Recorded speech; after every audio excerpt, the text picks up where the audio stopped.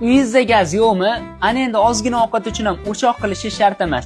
Bu qozon sizning mushkulingizni ancha osonlashtiradi. Buni qarang, juda bir ixcham, aqlli ishlangan. Tokda ishlaydi. Bu yog'iga bemalol tokda ovqat qilsangiz bo'ladi.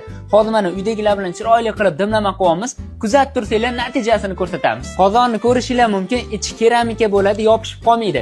Eng qizig'i, gaz bilan bir xil vaqtda pishadi. Buni maza qiladigan joyi aytaymi nimada? Kimdirlar uyiga gaz tortmagan bo'ladi yoki uyda gaz bo'lmagan bo'ladi.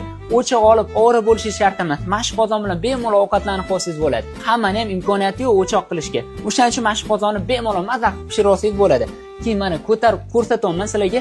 3 qavat material bo'ladi, to'k urmaydi, issiq o'tmaydi. Ko'rishinglar mumkin, ovqat qovurilib turibdi, tugmachasi bo'ladi. Mana tez varianti bo'ladi. Bu o'chirasiz, bu yoqqa sekinlashtirsangiz bo'ladi. Mana qaynab qovurilib turibdi. Xo'p, o'ta xavfsiz ishlangan. Yosh kattalar uchun ham juda qulay-da bu. O'tirib olib bemalol qilsanglar bo'ladi. Agar domda turadigan bo'lsangiz, gaz o'chib qolsa, bitta olib qo'ying, kerak yo'q qoladi. Mana ovqatimiz ham pishdi. Voh, voh, voh, mana hidini qarang. Oh. O'zi bu qozondan har bitta xonadonda bo'lsa och qolmaysiz, ishonavering. Yuvayotganda ham bemalol yuvsangiz bo'ladi. Mana bu yerda shnuri bor. Uzib tashlaysiz, akkuratni yuvadigan bo'lsangiz, sizga uzoq yil xizmat qilib beradi. Shunaqa ekan bemalol qo'rqmasdan xarid qilsangiz bo'ladi. Hozir olib buyurtma beringlar.